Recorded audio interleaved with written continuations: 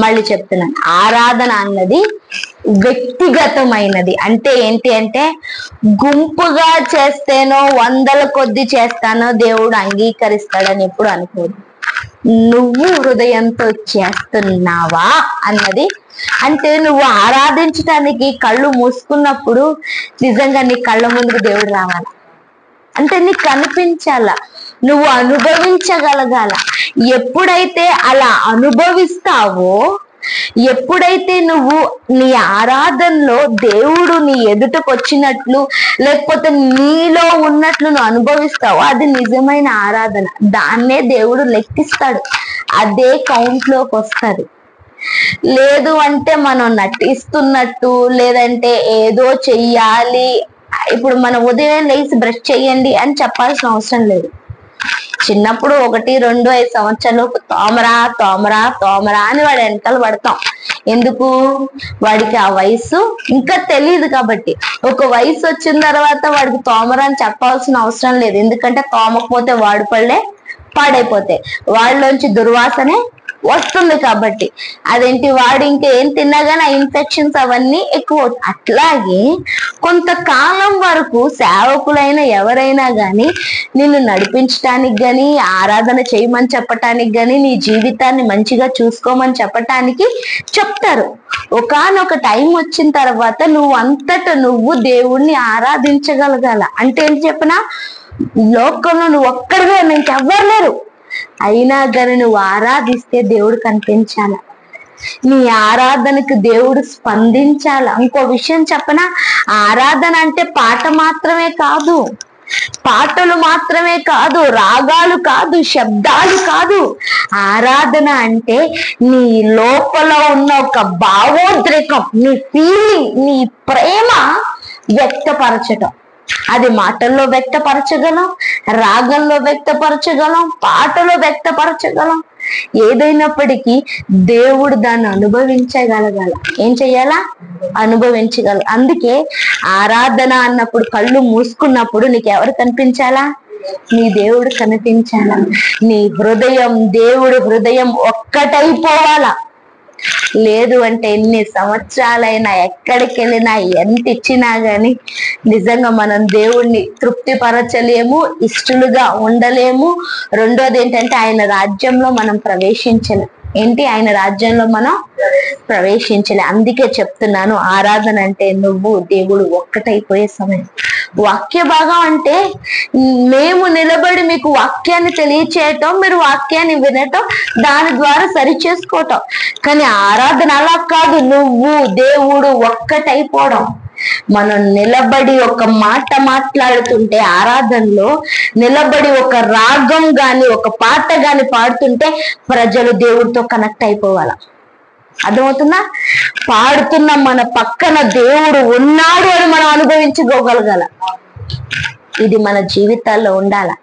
లేదు అంటే రేపొద్దున ఆయన రాకడలో మనం ఎత్తబడలేము, ఆయనతో పాటు ఆ యొక్క పరలోకంలో మనకి స్థానం ఉండదు. ఇక్కడే ఆరాధించినప్పుడు ఇంకా అక్కడేమో ఆరాధిస్తాం. అక్కడ ఆరాధన అంటే ఇంకొక ఆలోచన ఉండకూడదు, తెలుసా? ఇంకా అవి ఇవి వాళ్ళది వీళ్ళది ఇదేదో అన్న అవన్నీ గుర్తురావు కూడా. అంతే కదా, ప్రేమ ఎక్కువైపోతే వాళ్ళు చేసిన తప్పులు గుర్తురావు. అంతే కదా, బిడ్డలు తప్పు చేసినప్పుడు కొన్నిసార్లు దండిస్తాం, తర్వాత ఏంటి ప్రేమతో ఎరా నువ్వు అది చేసావు, నిన్న చేసావు అని దాన్నే సహకరిస్తావా? చెయ్యం కదా. ఓకే, ఒక టైంలో చెప్పాల్సిన టైంలో చెప్తాం, దండించాల్సిన టైంలో దండిస్తాం, శిక్షించాల్సిన టైంలో శిక్షిస్తాం, తర్వాత ప్రేమిస్తాం. ఏంటి ప్రేమ ఏం చేసింది? వాటన్నిటిని కప్పేసింది. అట్లాగే ఆరాధనలోకి వచ్చినప్పుడు దాని గురించి, వాళ్ళ గురించి, ఇంకెవరి గురించో ఎందుకు గుర్తొస్తుంది? రాదు. గుర్తురా వచ్చింది అంటే నువ్వు నిజంగా కనెక్ట్ అవ్వలేదు. ఎవరికి? దేవుడికి కనెక్ట్. అందుకే చెప్తున్నాను, ఆరాధన అంటే మనము దేవుడు ఒక్కటైపోవుట, మనము దేవుడు ఒక్కటైపోవుట. ఇక్కడ నేను కొన్ని విషయాలు నేను మీకు తెలియజేయాలని ఆశపడుతున్నాను. అపోస్తుల కార్యము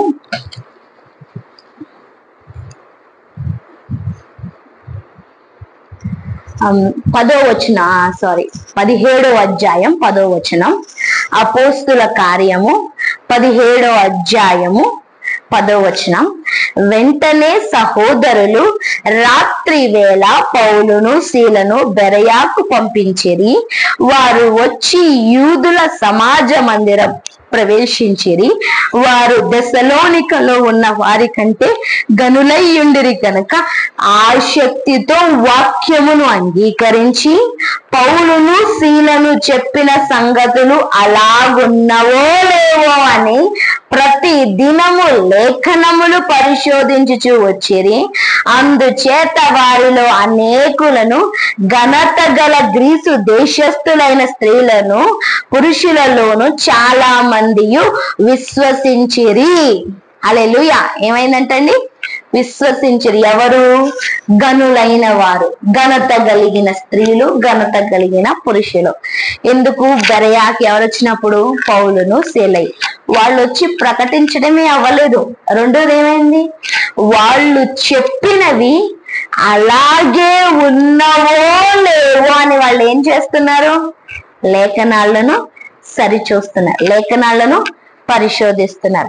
మన ఆత్మీయ జీవితము బలముగా ఉండాలి అంటే వాక్యాన్ని చూస్తూ మన జీవితము అలాగే ఉందో లేదో అని సరిచూచుకుంటూ ఎదుటి వాళ్ళు చెబుతుంది మనకి నిజంగా వాక్యమేనా కాదా అని తెలుసుకునే స్థితిలో ఉండాలండి.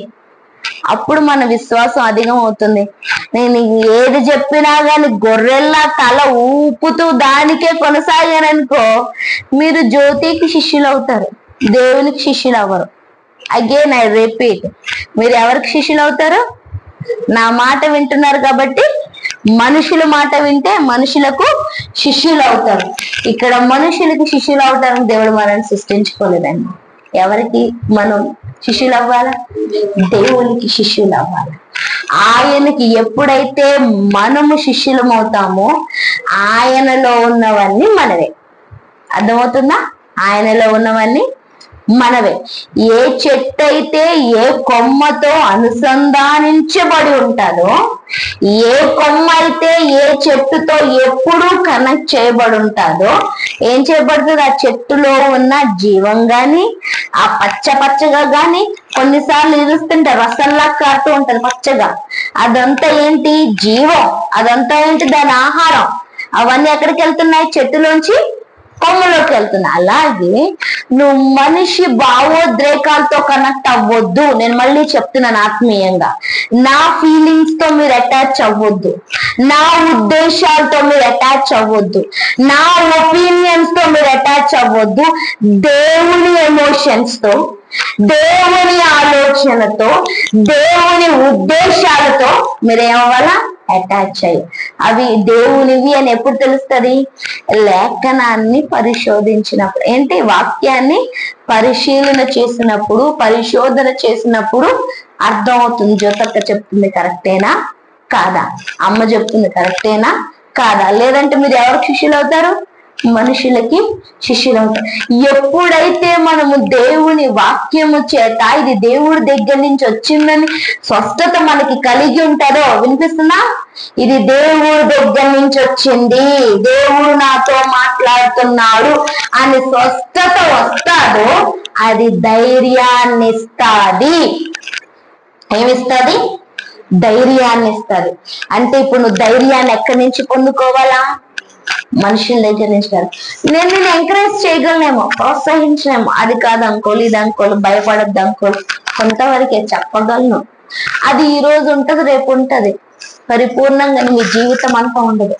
అదే వాక్యము చదివినప్పుడు దేవుడు నీతో మాట్లాడుతున్నాడని స్వస్థత నీకు వచ్చినప్పుడు భయపడకము, నేను నీతో ఉన్నాను, నీకు ముందుగా నడుచుచున్నాను అన్న స్థిరత్వం నీకు వచ్చినప్పుడు ఆ భయం అన్నది నీ జీవితంలో ఉండదు. ఎప్పటికీ ధైర్యంగా ఉంటాం. ఎప్పటికండి? ఎప్పటి వరకు? ఎప్పటి నీ ఊపిరి ఆగిపోయేంత వరకు. అందుకే ధైర్యాన్ని ఎక్కడి నుంచి పొందుకోవాలా? ఎక్కడి నుంచి పొందుకోవాలా? అందుకే ఏదైనా కానీ మనుషుల దగ్గర నుంచి ఆశించొద్దండి. Real comfort. కొన్నిసార్లు మనకి ఒకళ్ళు పక్క నుండి ఓదార్స్తే బాగుండు, ధైర్యపరిస్తే బాగుండు, మన పక్కనుంటే బాగుండు, ఈ ఒంటరిది లేకపోతే ఈ యొక్క లోన్లీ లైఫ్ అని అనుకుంటాం కానీ ఏ man can not do what God want to do. దేవుడు ఏదైతే చెయ్యాలనుకుంటున్నాడో, దేవుడు ఏదైతే చెయ్యగలడో, దేవుడు ఏదైతే ఇస్తే బాగుంటుందో అది మనిషి ఇవ్వలేడు, చెయ్యలేడు. ఒకవేళ నేను యాక్ట్ చేసినా గాని అది నీ జీవితంలో 1, 2 ఏం భయపడొద్దు అని నేను చెప్తే, దేవుడి స్థానంలో నేను చెప్తే అది కొంతవరకే నిలబడుతుంది. ఎక్కడి నుంచి రావాలా మాట, ఉద్దేశం అదంతా కూడా ఎక్కడి నుంచి రావాలా? దేవుడి దగ్గర నుంచి రావాలా. రావాలి అంటే మనం ఏం చెయ్యాలో, వాక్య భాగాన్ని ఏం చెయ్యాలా, ఎప్పటికప్పుడు వాక్య లేఖనాన్ని మనం ఏం చెయ్యాలా, చదువుతూ ఉండాలా. ఆ వాక్య లేఖనాలను బట్టి మనము మనల్ని స్థిరపరుచుకుంటూ, ధైర్యపరుచుకుంటూ మనల్ని మనం సిద్ధపరచుకోవాలి. అయితే వాక్య లేఖనాల్లో చాలా ఉదాహరణలు ఉన్నాయండి, చాలా ఉన్నాయి. ఒక రోజంట స్కేవా కుమారులు అంటే ఒక వ్యక్తి ఉన్నాడు, ఆయన కుమారులు వాళ్ళంట దయ్యాలను వెళ్ళగొట్టడానికి వెళ్ళారంట. మీకు తెలిసిందే, కొత్త ఏం చెప్పట్లేదు, ఎక్కడి నుంచి తీసుకురావట్లేదు, బైబిల్లో ఉన్నాయే చెప్తున్నా. దయ్యాలను వెళ్ళగొట్టడానికి వెళ్ళారంట. అయితే ఆ దయ్యాలు అన్నాయంట, మాకు పౌలు ఎవరో తెలుసు, యేసు ప్రభు ఎవరో తెలుసు, మీరెవరయ్యా అని చిత్త కొట్టడం మొదలు పెట్టాయంట. ఏం చేసేది, దయ్యాలు తిరిగి కొడుతున్నాయంట. వాళ్ళు పారిపోతుంటే వాళ్ళ ఒంటి మీద బట్టలు లాగేసి మరి కొడుతుంటే వాళ్ళు పరుగులు పెడుతున్నారంట. దీనికి అర్థం ఏంటి తెలుసా? రే, నువ్వు యేసునామాన్ని ఉపయోగిస్తున్నావు గాని, నోటితో ఉచ్చరిస్తున్నావు గాని నీ మనసులో యేసు లేడయ్యా. ఒకటి పాయింట్, నువ్వు నోటితో ఉచ్చరిస్తున్నావు, మైండ్ తో ఎక్కడి నుంచో చెప్తున్నావు గాని నీ జీవితంలో యేసయ్య కనిపించట్లేదయ్యా అని అర్థం. నువ్వు నోటితో ఉచ్చరిస్తున్నావు గాని, మైండ్ తో ఆలోచన చేస్తున్నావు గాని నీ క్రియలలో యేసయ్య కనిపించట్లేదు. అంటే ఏంటి? మన క్రియల్లో యేసయ్య కనిపించాలా, మన ప్రవర్తనలో యేసయ్య కనిపించాలా. అంటే ఏంటి? నువ్వు ఫ్రెండ్స్ తో మాట్లాడినప్పుడు ఎట్లా మాట్లాడుతున్నావు రికార్డింగ్ చేసుకోండి, తెలుసు కదా ఫోన్ లో రికార్డింగ్. ఫ్రెండ్స్ తో మాట్లాడినప్పుడు, నీ 4 ఫ్రెండ్స్ వచ్చినప్పుడు ఎట్లా మాట్లాడుతున్నావు అని రికార్డింగ్ చేసుకో. ఇంట్లో ఫ్యామిలీ 4 మెంబర్స్ మీరు కూర్చొని మంచిగా తిరుగుతూ తింటూ ఉంటారు కదా, అప్పుడు ఒకసారి రికార్డింగ్ చేసుకోండి. నువ్వు ఒక్కడిగా ఉన్నప్పుడు నీ మనసులో ఏమేమి ఆలోచనలు వస్తున్నాయి అన్ని కూడా ఒకసారి రాసుకుంటావో లేకపోతే గుర్తు పెట్టుకుంటావో ఒకసారి చెయ్యి. వీటన్నిటిని కంపేర్ చెయ్యి. ఇప్పుడు చర్చిలోకి వస్తావు, ఇప్పుడేం ఆలోచిస్తున్నావు, ఇప్పుడు ఎలా ఉన్నావు, ఇప్పుడు ఉద్దేశం ఏంటి అన్నది ఒక్కసారి కూడా నువ్వు ఆలోచన. వీటన్నిటిని కంపేర్ చేస్తే నీ ఫ్రెండ్స్ దగ్గర ఒకలా ఉన్నావు, నీ ఇంట్లో ఒకలాగున్నావు, నువ్వు ఒక్కడు ఉన్నప్పుడు ఒకలా ఉన్నావు, చర్చిలో ఉన్నప్పుడు ఒకలా ఉన్నావు. దేవుడు 4 రకాలని చూసి అంగీకరించడమ్మా. అర్థమవుతుందా? అది సాక్ష్య జీవితం కాదు, అది క్రైస్తవ జీవితం కాదు. ఎప్పుడు మన నోటి నుంచి దేవుని మాట వచ్చినా కూడా ఆ మాట ఎక్కడి నుంచి రావాలా, ఎవరిదై ఉండాలా. అంతే కదా, మనసుని ఏం ఆలోచిస్తాం అయ్యే బయటకు వస్తాయి. లోపల నుంచి వాడి మీద నాకు మండిపోతుంది అనుకో, ఒక్కసారి 2 సార్లు చూస్తే ఇంకెప్పుడో కానీ వేసేస్తాను. ఏం చేస్తాను, నువ్వు అదిరా ఇదిరా ఇదేదో చేసావరా అదేదో చేసావరా అని ఏం చేస్తా, మొత్తానికి బయటికి కక్కేసుకుంటాను. అంతే కదా, మనసులో ఏముందో అదే బయటికి వస్తారు. అట్లాగే మనము నటన జీవితాన్ని మనుషుల ముందు జీవించవచ్చు గాని దేవుడు ముందు నటించలేము. మనం అనుకుంటాం మనుషుల్ని మోసం చేస్తున్నాము అని అనుకుంటాము, లేదంటే కొన్నిసార్లు మనల్ని మనం మోసం చేసుకుంటాం తప్ప దేవుణ్ణి మనం మోసం చెయ్యలేం. ఆ స్కేవా కుమారులు దేవుడి నామాన్ని నోటితో ఉచ్చరిస్తే చాలు, ప్రపంచమంతా మా మాట వింటారు, దయ్యాలు మా మాట వింటాయని అనుకుంటున్నారు పాపం.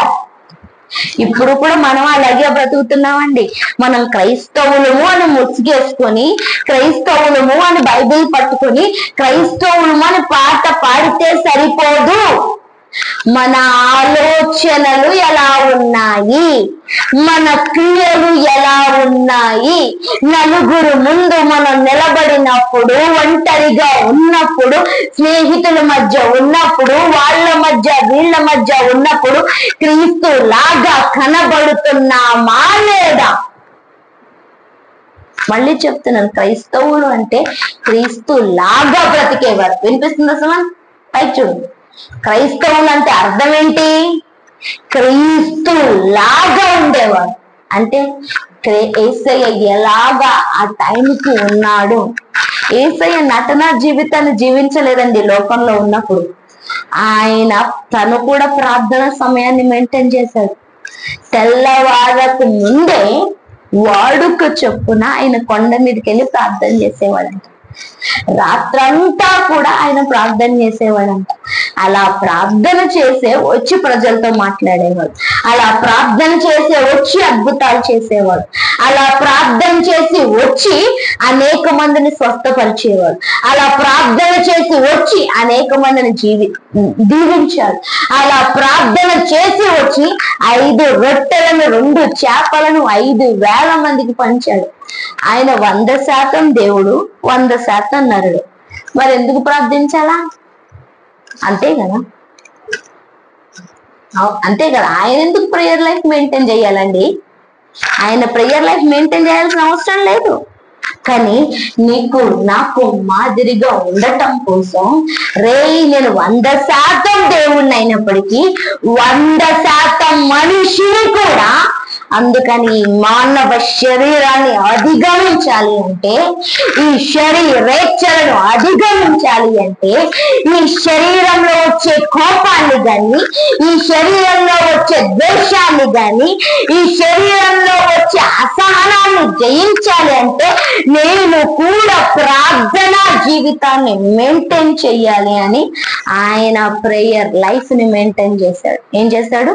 ప్రార్థనా జీవితాన్ని మెయింటైన్ చేశాడు. మళ్ళీ చెప్తున్నాను, దేవుడు ప్రతి దానికి క్యాలిక్యులేషన్స్ ఉంటాయి దేవుడి దగ్గర. ఊరికైనా చాయిస్ గా వదిలేశాడండి అన్న సమస్య లేదు. అసలు వదిలేసే సమస్య లేదు. ఇన్ని వాక్యాలు విన్న తర్వాత అర్థమవుతుందా? ఎప్పటి నుంచి వింటున్నారు వాక్యాలు? మీ చిన్నప్పటి నుంచి.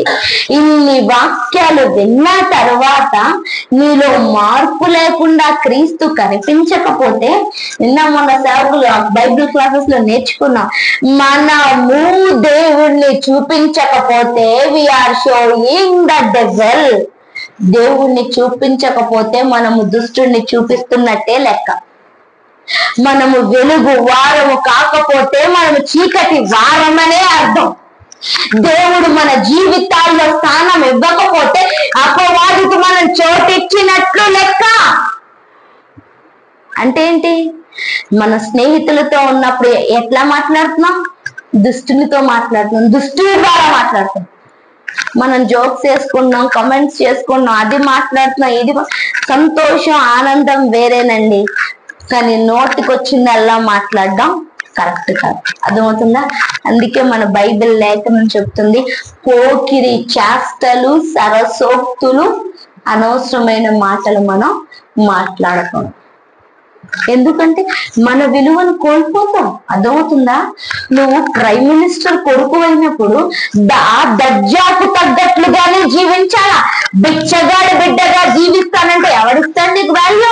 మళ్ళీ చెప్తున్నాను, నీ తండ్రి అయిన దేవుడు గొప్పవాడు.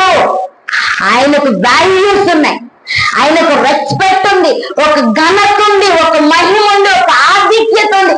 ఆయనకు తగ్గట్టుగా జీవించండి. బిచ్చగాళ్ళగా మనం జీవించాలి.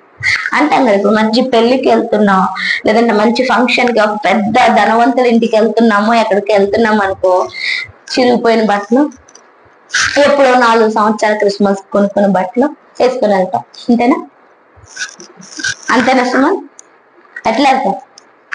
మన ఢిల్లీ ఎట్లా వెళ్ళాం? ఎట్లా వెళ్తాం?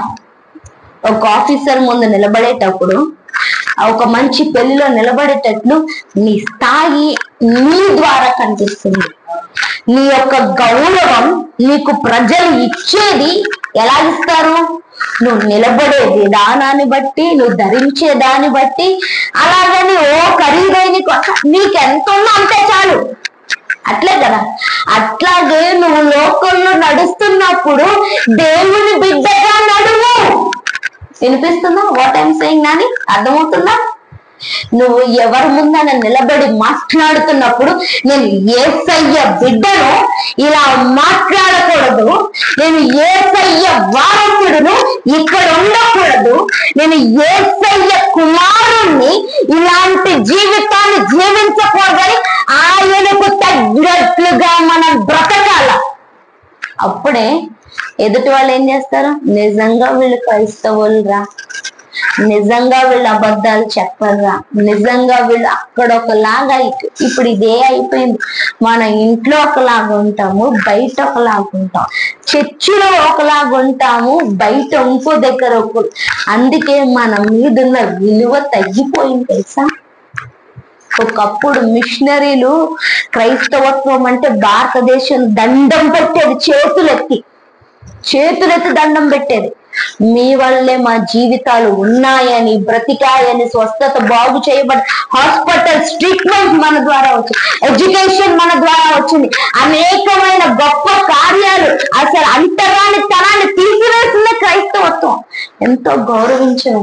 ఇప్పుడు ఎందుకు గౌరవించట్లేదు తప్ప తెలుసా? ఏదో గవర్నమెంట్ వచ్చిందని కాదు, మన క్రియలు సరిగ్గా లేక నటించే వాళ్ళం అయిపోయి. అందుకే నేను ఇక్కడ ఎట్లా ఉన్నానో చెప్తున్నాను, ఐ రిపీట్. ఇక్కడ నేను ఎలా ఉన్నానో నా రూమ్ లో కూడా ఒక్కదాన్ని ఉన్నప్పుడు అలాగే ఉండాలి. అప్పుడు నేను క్రైస్తవురాలని, నేను సేవకురాలని. నా ఇంట్లో ఎలా ఉన్నానో, నా ఫ్రెండ్స్ ముందు కూడా నేను చర్చిలో ఎలా ఉన్నానో అట్లాగే నా ఆలోచనలు కూడా ఉండగలిగితేనే నేను క్రైస్తవురాలి. లేకపోతే వాడు వీడు కన్సిడర్ చేయడం పక్కన పెట్టండి, దేవుడు నిన్ను కన్సిడర్ చేయడు. ఇంకెందుకు ఈ జీవితం? అదే చెప్తున్నాను. సేవా కుమారులు అనుకున్నారు, అదే నోటితో ఉచ్చరిస్తే చాలు దయ్యాలు ఎగిరిపోతాయి. అందుకే ఈరోజు ప్రతి సమస్య మిమ్మల్ని చూసి ఏం చేస్తుంది? భయపడుతున్నా. అవి భయపడట్లేదు. ఎందుకు అంటే మీరు వాటిని చూసి ఎందుకు భయపడుతున్నారు అంటే, మీ జీవితం గాని, మీ ఆలోచనలు గాని ఎలా ఉన్నాయి? ఇంకా పాతవిగానే ఉన్నాయి. పాపముతో ఉన్నాయి. నటిస్తున్నాం కదా. అప్పుడు సేవా కుమారుడు దయలే, రే నటించే నా దగ్గర నటించొద్దురా. ఏమంటున్నాయి? నా దగ్గర, మనుషుల దగ్గర. అప్పుడు ఎన్ని రోజుల నుంచి నామాన్ని ఉపయోగిస్తున్నారో, నా దగ్గర నటించొద్దురాలు వంగదీసి మరి కొడుతున్నాయి. మళ్ళీ చెప్తున్నాను, నువ్వు మనుషుల్ని మోసం చేయగలవేమో గాని దేవుణ్ణి మోసం చేయలేవు, దుష్టుణ్ణి కూడా మోసం చేయలేవు. నీ నిజ స్వరూపం, నిజ జీవితం ఒకటి దేవుడికి తెలుసు, రెండోది దుష్టుడికి తెలుసు. కొన్నిసార్లు మనకు కూడా తెలియదు నువ్వు ఎంత దరిద్రంగా జీవిస్తున్నావు. నిజంగా నువ్వు దేవుడితో, దేవుడి కోసం, దేవుడి లాగా బ్రతకటం మొదలు పెడితే దయ్యాలు నీకు లోబడతాయి. అంటే ఏ చీకటి శక్తి అయినా కానీ నిన్ను చూసి భయపడుతుంది. నువ్వు ప్రార్థన చేసినప్పుడు ఆ రోగం పోతుంది, నువ్వు ప్రార్థన చేసినప్పుడు ఆ దరిద్రత పోతుంది, నువ్వు ప్రార్థన చేసినప్పుడు నిన్ను భయపెట్టి ఆ సందేహాలన్నీ పోతాయి. లేదనుకో, దేవుడు లేడు కాబట్టి ఇప్పుడు ఎవడున్నాడు? దుష్టుడు. నువ్వు ప్రార్థన చేస్తే వీడు నమ్ముతాడు, రే అప్పుడప్పుడు ప్రార్థన చేస్తున్నావు కదా, అప్పుడప్పుడు చెప్తున్నావు కదా, అప్పుడప్పుడు చేస్తున్నావు కదా, నేను వెళ్ళను రా. నాకు తెలుసు రేపు పొద్దుట నువ్వు మళ్ళీ వాడితో ఏం మాట్లాడతావో, ఏమేం చూస్తున్నావో, ఏమేం చేస్తున్నావో. ఇది కాదు మన జీవితం. మనం ఎంత బలంగా దేవునితో నాటుకుపోయాము. మళ్ళీ చెప్తున్నాను, బయట కనిపించేది కాదు క్రైస్తవత్వం. లోపల మనం ఎలా ఉన్నాము, ఏమై ఉన్నాము, ఎంతగా నీకు దేవునికి సంబంధం ఉంది, నటించే వారిగా జీవిస్తున్నామా, దేవునికి దగ్గరగా జీవిస్తున్నాం. ఈరోజు కీర్తన భాగాన్ని చదివాం. 3వ కీర్తన భాగం నాకు చాలా బాగా నచ్చింది. చూడండి ఒకసారి చూద్దాం. కీర్తనలు 3వ కీర్తన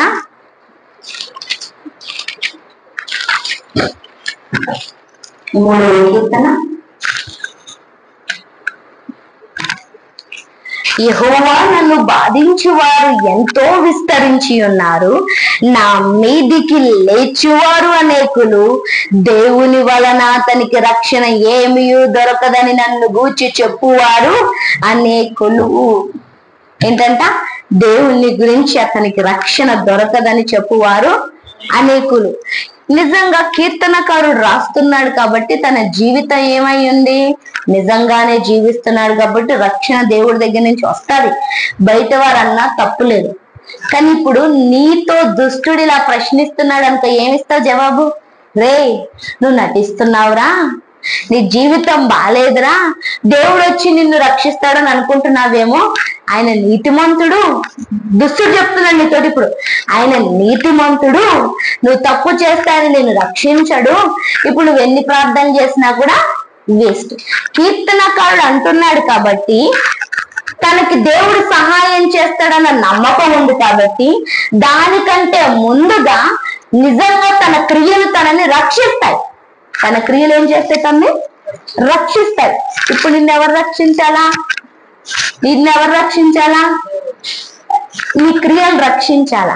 నీ క్రియలు రక్షించాలి అంటే నీ క్రియలు ఎలా ఉండాలా? నీతివిగా ఉండాలి. ఎలా ఉండాలి నీ క్రియలు? దేవుడు అంగీకరించేలాగా ఉండాలా. ఇప్పుడు దుష్టుడు నిన్ను ప్రశ్నిస్తున్నాడు. చూడండి ఒకసారి అందరూ, దుష్టుడు నిన్ను ప్రశ్నిస్తున్నాడు. నా మీదకు లేచువారు అనేకులను, దేవుని వలన అతనికి రక్షణ ఏమీ దొరకదని నన్ను గూర్చి చెప్పుతున్నారు. అంటే ఏమన్నా? దేవుడి గురించి, దేవుడి యొద్ద నుంచి నీకు రక్షణ ఏమాత్రము రాదని దుష్టుడు చెప్తున్నాడు. అబద్ధమా నిజమా? పైకి చూడండి, అబద్ధమా నిజమా? నీ ప్రవర్తన బాలేదు, నువ్వు దేవుణ్ణి చూపించట్లేదు, దేవుడి దగ్గర నుంచి నీ క్రియలు రాలేదు, నీ క్రియలు నీతిగా లేవు. అర్థమవుతున్నా? ఇది ఒకటి. ఇప్పుడు దుష్టుడు ఏమంటున్నాడు? నీకు దేవుడి దగ్గర నుంచి రక్షణ రాదు అంటున్నాడు. అది అబద్ధమా నిజమా? నిజమే. మన క్రియలు సరిగ్గా లేకుండా రక్షించు అంటే ఎక్కడి నుంచి రక్షిస్తాడు? మన ఆలోచన సరిగ్గా లేకుండా కాపాడు అంటే ఎక్కడి నుంచి కాపాడుతాడు? మన ప్రవర్తన, మన జీవితం సరిగ్గా లేకుండా దీవించు అంటే ఎక్కడి నుంచి దీవిస్తాడు? మన దేవుడు షరతులు కలిగిన దేవుడు అండి. Conditions applied. నువ్వు ఇలా జీవించాలని మనకు చెప్పాడు. చిన్న పిల్లగా ఉన్నంతసేపు కొన్నిసార్లు తప్పులు చేస్తే, పొరపాట్లు చేస్తే పోలే తెలియక చేస్తాడు అంట. ఇన్ని సంవత్సరాలు వచ్చిన తర్వాత సుమంత్ తెలియక చేశాడు అంటే అవుద్దా? నేను అంటాను, ఊరుకోండి అంకుల్, తెలియక చేయడం ఏంటి? చిన్న పిల్లోడా? తెలిసే చేశాడు కాబట్టి ఇప్పుడు కాపాడొద్దని నేనే చెప్తా, వాడికి ఏమి ఇవ్వద్దని నేనే చెప్తా. This is what happening.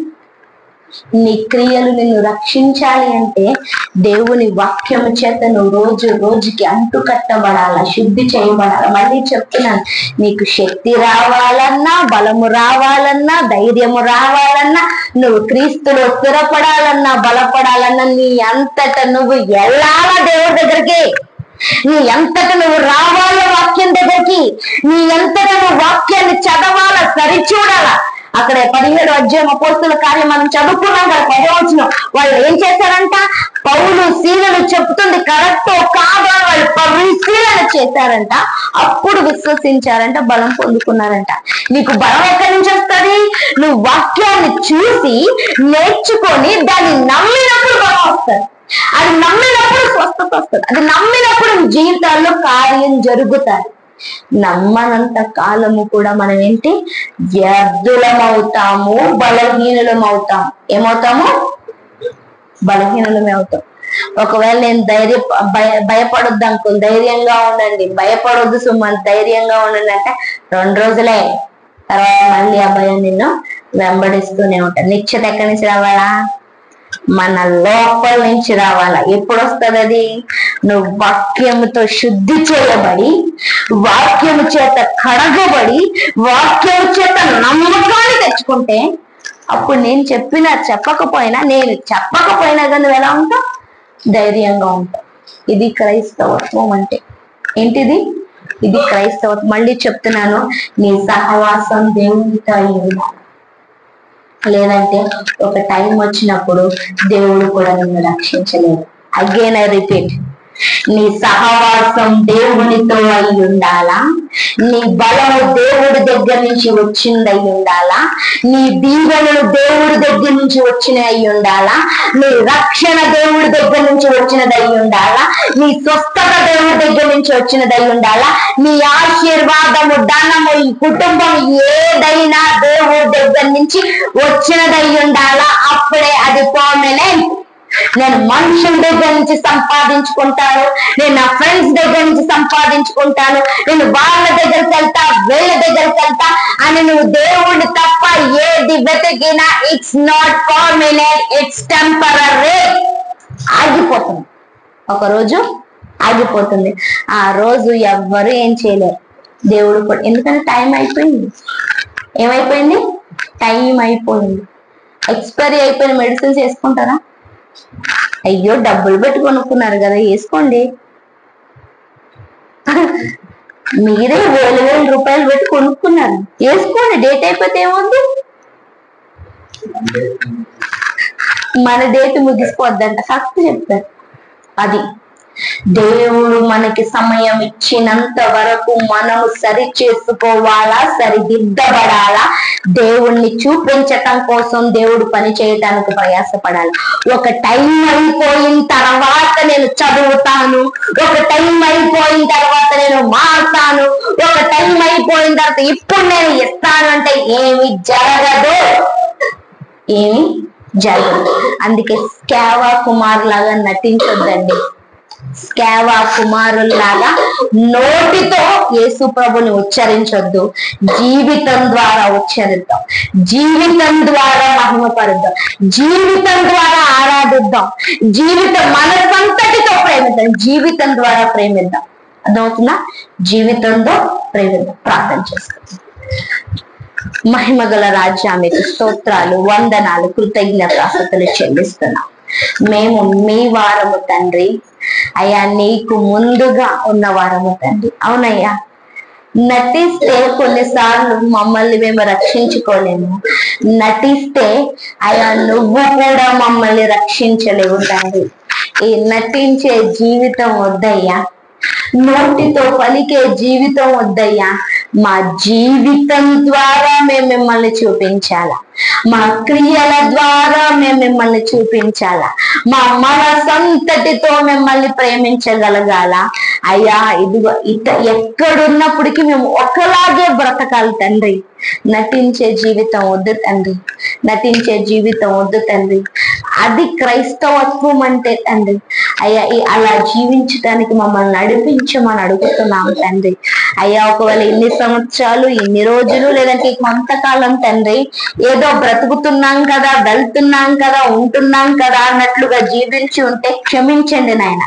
ఈరోజు మేము నోరు తెరవండి, అడగండి. నీకు అవకాశం ఉంది, ఇప్పుడు నీకు అవకాశం ఉంది, అడగండి.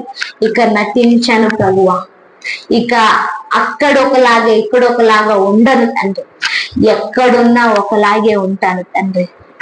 నా మాటల్లో నువ్వు కనిపించాలి, నా చూపులో నువ్వు కనిపించాలి, నేను ఒంటరిగా ఉన్నప్పుడు కూడా నువ్వు కనిపించాలి. అయా, ఏదో అందరిలాగా కాంప్రమైజ్ అయిపోయి దేవుడు ఏమనలే అని అనుకొని జీవిస్తున్నానేమో, క్షమిస్తాడులే అని అనుకొని జీవిస్తున్నానేమో. అలా ఇక జీవించండి తండ్రి. ఎందుకంటే టైం అయిపోయిన మెడిసిన్ తీసుకుంటే నాకు ఎలా టైం అయిపోతుందో, ప్రతిసారి దేవుడు క్షమిస్తాడు క్షమిస్తాడని తెలిసి తప్పులు పొరపాట్లు చేస్తే మా జీవితానికి కూడా ముగింపు వస్తుంది. నోరు తెరుద్దామా? నోరు తెరవాలి. ఇక నుంచి నిజంగా బ్రతుకుతానయ్యా, ఇక నుంచి నిజముగా నువ్వు చూస్తున్నావు. నీ ఫ్రెండ్స్ తో ఉన్నప్పుడు దేవుడు చూస్తున్నాడు, నువ్వు ఒంటరిగా ఉన్నప్పుడు దేవుడు చూస్తున్నాడు, నువ్వు నలుగురిలో నిలబడినప్పుడు దేవుడు చూస్తున్నాడు, నువ్వు వేళాకోళాలు ఆడుతున్నావే, నువ్వు జోక్స్ వేస్తున్నావే, నోట్లోంచి ఏవేవో బయటకు వస్తున్నాయో అవన్నీ దేవుడు వింటున్నాడు. నువ్వు అబద్ధం చెప్తున్నావే, నువ్వు నటిస్తున్నావే, నువ్వు పరిహాసం ఆడుతున్నావే, అవన్నీ దేవుడు చూస్తున్నాడు. ఇవన్నీ దేవుడు. ఎందుకు దేవుడు వెంటనే నేను శిక్షించట్లేదు తెలుసా? ఇంకా ప్రేమిస్తున్నాడు, నువ్వు నేర్చుకుంటావు అన్న అవకాశాన్ని దేవుడు ఇస్తున్నాడు. ప్రభా, ఈ రోజు నుంచి నువ్వు చూస్తున్నావని నేను బ్రతుకుతానయ్యా, నువ్వు చూస్తున్నావని సరిదిద్దుకుంటాను తండ్రి, నువ్వు చూస్తున్నావని తండ్రి అయ్యా ఇక్కడి నుంచి నీకు ఇష్టమైన బిడ్డగా నేను జీవిస్తాను. అలాగును మమ్మల్ని నడిపించండి, ఈ సంఘాన్ని నడిపించండి అయ్యా. మొదట నువ్వు కొద్దిగానే ఉన్నా తుదకి మహా అభివృద్ధి అవుతావు అంటూ మాకు వాగ్దానాన్ని ఇచ్చావు, మా సంఘానికి వాగ్దానాన్ని ఇచ్చావు తండ్రి. అలాగున మేము నిన్ను గుర్తించే వారిగా అయ్యా నీ చేత బలపరచబడుదుము గాక. ఆత్మీయ జీవితం బలము పొందుకోవాలంటే పౌలు శీలలు ప్రకటిస్తే మాత్రమే కాదు, వారు లేఖనాలను తస్కరించారు. అట్లాగే ఈ సంఘము కూడా తండ్రి, నేనేదో బోధిస్తే నేనేదో ప్రార్థన చేస్తే కదయ్యా, వారు బలము పొందుకొందురుగాక, వారు లేఖనాలను పరిశీలన చేయుదురుగాక, వారికి వారు శుద్ధి చేసుకుంటూ వారు నీతో అంటు కట్టబడుదురుగాక. అలాని కార్యములు జరిగించండి. అనారోగ్యంగా ఉన్న బిడ్డల్ని యేసుక్రీస్తు నామములో ఇప్పుడే స్వస్థతను ప్రకటిస్తున్నాం తండ్రి. అయ్యా ఏదైతే బాధ లేకపోతే టెన్షన్ అలజడిగా ఉందో తండ్రి, యేసుక్రీస్తు నామములో విడుదలను ప్రకటిస్తున్నాను. మరి ఎవరి జీవితంలో ఏదైతే చేయాలనుకుంటున్నారో, ఏదైతే ఉద్దేశాలు కలిగి ఉన్నారో అవి సఫలపరచబడును గాక. నీకు ఇష్టమైన జీవితాన్ని నువ్వు అంగీకరించే జీవితాన్ని జీవించుదురు గాక. వీరి ఉద్యోగాన్ని దీవిస్తున్నానయ్యా, వీరి వ్యాపారాలు దీవిస్తున్నాను తండ్రి, వీరి ఎడ్యుకేషన్ దీవిస్తున్నాను తండ్రి, వీరు కష్టపడి చేస్తున్న ప్రతి పనిని దీవిస్తున్నాను ప్రభువా. వీరు రాకపోకల్లో నీ దేవదూతల్ని ఎత్తి పట్టమని అడుగుతున్నాను తండ్రి. ఇక నుంచి వీరు చేసేది నూరంతలుగా ఫలించును గాక, అభివృద్ధి చెందును గాక, విస్తరించును గాక, ఏలేవారుగా ఉందురు గాక. అలా నీ సన్నిధి కిందికి, నీ మహిమ కిందికి వీరు తీసుకొస్తూ దీవెనలు ప్రకటిస్తూ యేసు నామంలో ప్రార్థిస్తున్నాము తండ్రి. అదే విధంగా మోకాళ్ళతో ఉందాము. మనము ఆయన శరీరము రక్తంలో పాలి భాగస్తులుగా ఎన్నుకోబడ్డాం కాబట్టి ఆయన శరీరాన్ని ప్రార్థన పూర్వకంగా మనం